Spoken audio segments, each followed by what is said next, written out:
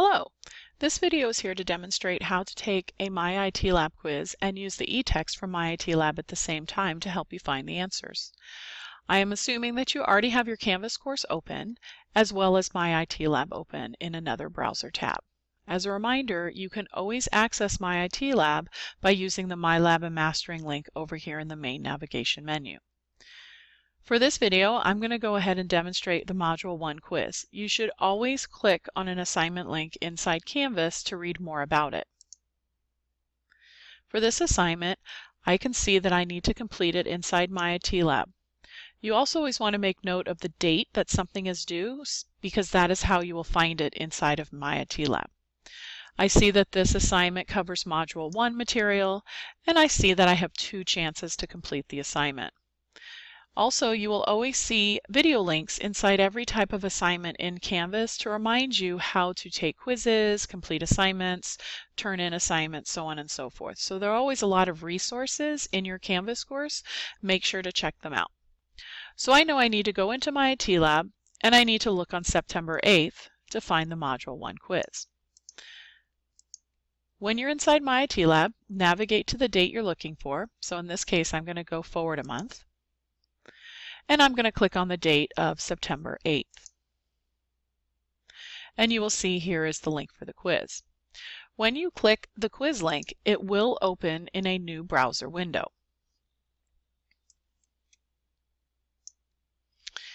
The easiest way to take quizzes inside MyITLab is to snap the quiz window to one side of your monitor and then the eText to the other side.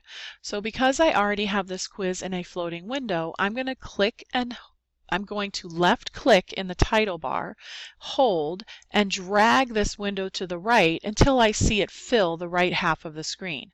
You might have to pull it down and you might have to keep pulling to the right until you see that shaded area. As soon as I let go, Windows 10 gives me an option to pick another window to snap to. And I'm going to go ahead and pick Google Chrome because that is where I'm going to find the eText. So I see the quiz over here in the right. Now I need to pull the eText over here in the left. You will always find the eText inside MyITLab located under Course Materials. In this video, I'm using the instructor view, so my menu on the left looks slightly different. I'm going to click Course Materials, and then I'm going to look for a folder called eText right here. Click it one time, and you will see that there are actually 2 eTexts for the BPC110 class. For this quiz, it is only coming from the Computer Concepts eText. For every other module quiz in the class, you will use the Go with Microsoft Office eText. So I'm going to click one time on Computer Concepts. It will launch a separate window where I have to click the link to launch the eText. And because I'm already active on this left side of my screen, the eText will automatically load up here in the browser, in another browser tab. If for some reason it's not opening, you might want to look to make sure that pop-up blockers are being released. And you can say always allow pop-up blockers or continue blocking. I'm going to choose always allow. And done. And you'll see that there's a loading icon in the center and it might take a few minutes to load. I'm going to go ahead and minimize this window. I don't need it. And now I have my text on the left and my quiz on the right.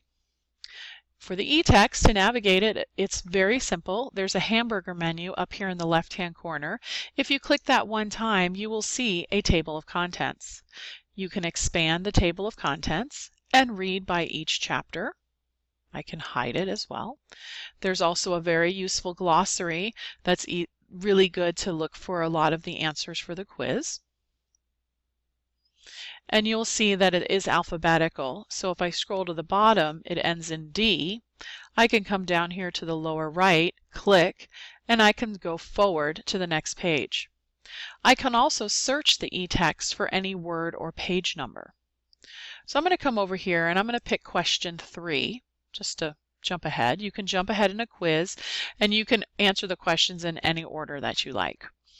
So I'm going to read the question. A blank is a computer found in a large business, organizations, and government agencies where thousands of users must simultaneously use the data and resources of their institution. So the easiest way for you to look up and find the answers is to actually pick one of what you think is your best guess for one of these answers, and then search for it in the eText. So I'm going to go ahead and search for mainframe. So I can look in the glossary, so I can go forward another page, and under M, if I come down here, mainframe computers, computers often found in large businesses, back up here at the top, organizations and government agencies, ... So I know that this has got to be the answer. But maybe if I couldn't find mainframe here in the glossary, I could also search for it using the search icon, and I could type the word mainframe. And then what's going to happen is the eText is going to show me every single place that the word mainframe appears. So I'm just going to go ahead and click this first option, and it takes me to that page of the textbook where I can read more about that. And you can see right here, mainframe computers are large computers often found in large businesses and organizations. So I'm really confident that this is the correct answer. And then I can go on to the next question, and I can jump around. As a reminder, you don't have to finish the quiz in one sitting. You can choose Save for Later. The quizzes are a way for us to help you learn more information, more than we can teach inside a classroom. So it is a discovery type of assignment, and you don't have to complete it in one sitting. So I'm going to go ahead and click Save for Later, and it'll give me a prompt to make sure I want to save it, and I'll say Save. And then I'll pull my window down and make it a floating window. And if I come back over here to MyITLab and go back to the assignment calendar,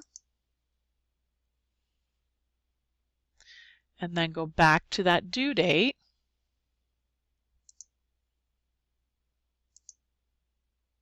you will see now the in progress icon. And then you could go through those steps all over again.